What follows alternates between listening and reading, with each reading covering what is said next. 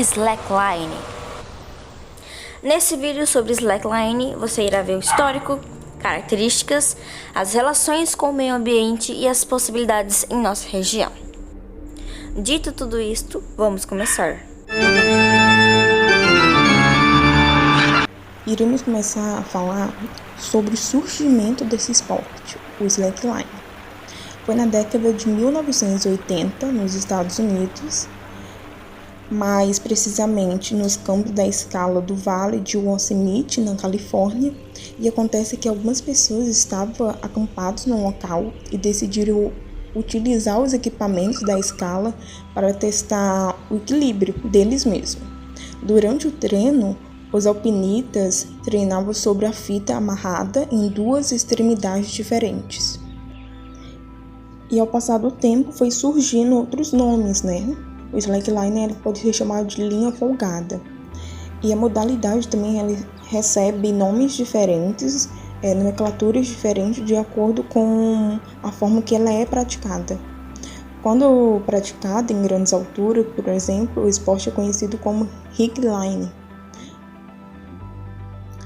E acontece que esses nomes, essas nomenclaturas, principalmente quando a fita ela é amarrada em montanhas e portes, já é wingline, é uma versão da modalidade sobre a água. O slackline é uma modalidade de exercícios físicos que consistem em movimentos estáticos ou dinâmicos sobre uma fita flexível. Basicamente, a fita é presa em dois pontos fixos, que podem ser estruturas, rochas ou árvores, por exemplo. Sobre a fita, o praticante realiza práticas de movimentação e equilíbrio, podendo passar de um ponto a outro ou permanecer em uma mesma posição. A atividade trabalha diferentes habilidades e atributos. O primeiro ponto trabalhado é a resistência física. O slackline exige esforço, fortalecimento de diferentes músculos do corpo, especialmente os membros inferiores. Além disso, há uma consciência corporal. Ao tentar se manter em equilíbrio, o atleta é obrigado a conhecer a dinâmica de sua própria estrutura física e desenvolver a postura. O slackline também estimula a concentração, o fator psicológico preferido pela maior parte dos praticantes de exercícios físicos.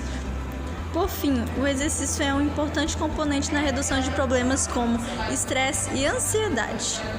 Ou seja, podemos dizer que o slackline é um esporte completo e contribui para o aperfeiçoamento pessoal em diferentes aspectos.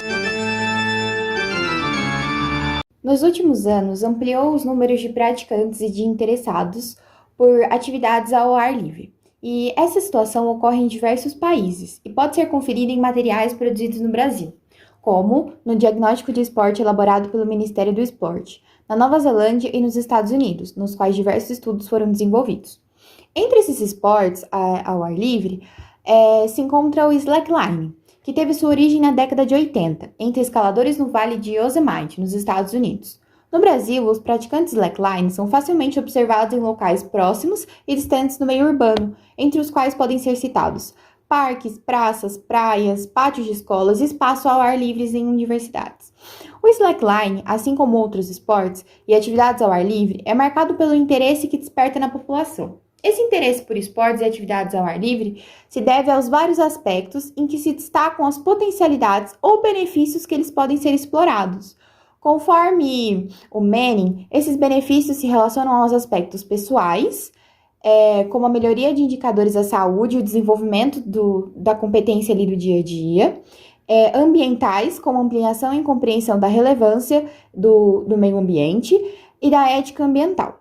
Socioculturais, como ampliação da entidade das comunidades e da coesão social, no caso, unir ali a sociedade, as pessoas que estão em volta e fazendo ali que vivam mais em harmonia, e econômico, em que se integram a ampliação das oportunidades de emprego para a qualificação profissional.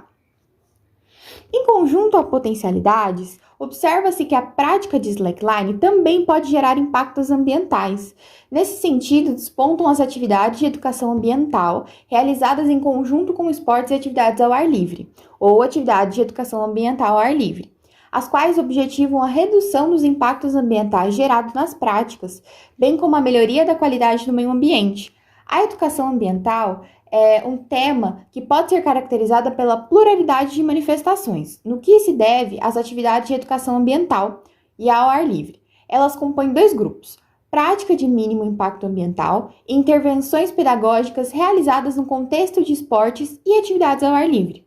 A prática de esportes e atividades ao ar livre se relaciona com a geração de impactos ambientais, em especial quando são considerados aspectos éticos. Esses impactos ambientais podem afetar solo, vegetação, recursos hídricos, vida silvestre, seres humanos. Os impactos ambientais produzidos pela realização de esportes ao ar livre podem ser evitados ou minimizados por meio da utilização de práticas de mínimo impacto ambiental, como, por exemplo, conhecer antes de ir, permanecer nas trilhas e acampar em locais somente permitidos, tratar dos resíduos produzidos e recolher os dejetos de animais de estimação ou até mesmo de nós próprios, deixar os locais como foram encontrados. No caso, você chega num local, ele tá bonitinho, você deixa ele da forma que ele estava. Ser cuidadoso com fogueiras, permitir que os animais silvestres se mantenham silvestres, e cuidado também com as trilhas e cuidar de seus animais de estimação.